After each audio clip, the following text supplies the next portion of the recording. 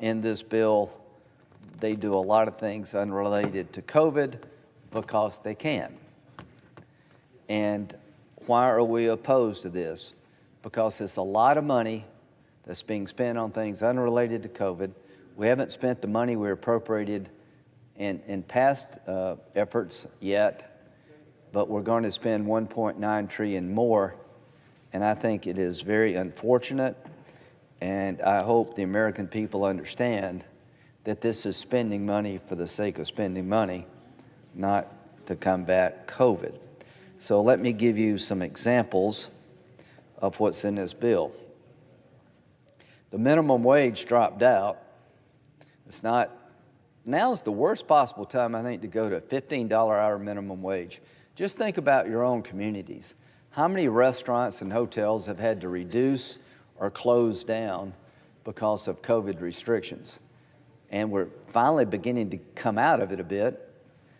To add a $15 an hour mandate, doubling the minimum wage, would be increasing the cost of doing business after the government at the state and local level has shut the business down. So the business has been reduced in terms of revenue because of COVID restrictions, and now the federal government is going to mandate a doubling of the minimum wage that the business has to absorb and pass on to the consumer. So that is out. We can raise the minimum wage in a responsible fashion once we get COVID under control. There was $100 million for a Silicon Valley underground rail project that didn't pass the smell test. The only reason that's out is we made a big deal about it. But they saw the COVID package as a chance to put $100 million into a Silicon Valley underground rail project, which shows you their mindset toward this bill. This bill is not about fighting COVID. It's about a chance in a partisan fashion to do things they couldn't do otherwise. There was a $1.5 million from the Harbor Maintenance Trust Fund regarding the Seaway International Bridge in New York.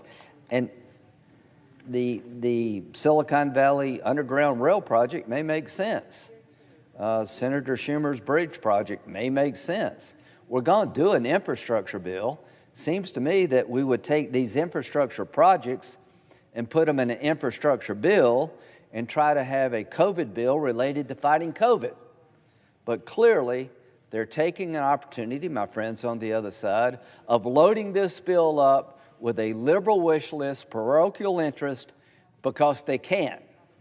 And I hope the American people will understand what's going on and bring back a balance to power in Washington in 2022. Because if you let them have it all, this is a sign of things to come. But we'll talk about that later. There's $20 million in the bill for the preservation and maintenance of Native American languages. That might be something that makes sense, but we're dealing with a COVID package. And $20 million for the preservation and maintenance of Native American languages. $135 million for the National Endowment for the Arts. I'm an appropriator. This is an appropriation bill. It's not a COVID bill. The committees I'm on, we actually vet this stuff to see if it makes sense to put it in the normal appropriation cycle. They take a COVID problem, and it's a real problem still to this day, and they load it up with things unrelated to COVID because they can. We can't stop them now. Maybe one day we can stop them and go back to the old way of doing business, where we sit down and work together as Democrats and Republicans to spend over $4 trillion to combat COVID. My hope is that we will have some balance in the future we don't have today. $135 million for the National Endowment for the Humanities. What has that got to do with COVID? There are people really suffering out there, and $135 million for the Endowment for the Arts, $135 million for the Endowment for the Humanities. That's still a lot of money where I come from. $200 million for the Institute of Museum and Library Sciences. I am sure there's needs out there for museums and library sciences, but it should go through the appropriations process where we'll have a chance to make a case for it, or against it, rather than being crammed into a bill that's being printed while I speak. We're talking about a $1.9 trillion COVID package with 90% unrelated to COVID being printed while I speak. Now, if that's good government, count me out. Funding for Planned Parenthood. What's that got to do for COVID? PPP loans for labor unions. Paid leave for federal employees. $86 billion bailout for union pensions. Maybe something we want to look at. But in a COVID bill?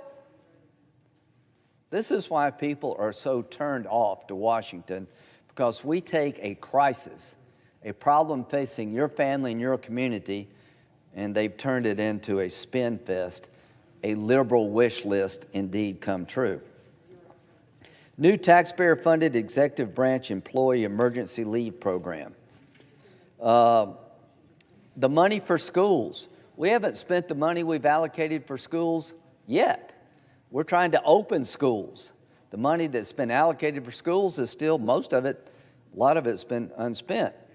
So in this bill, we have $68 billion for K through 12. The money should be given to people opening schools, and only $5 billion of that will be spent this year. Most of the money for K through 12 assistance is in 2022 and the years that follow. That's not an emergency COVID package. That's just putting money into the education system in a fashion they like and we don't have any input over. It really has nothing to do with fighting the COVID crisis and getting our schools reopened.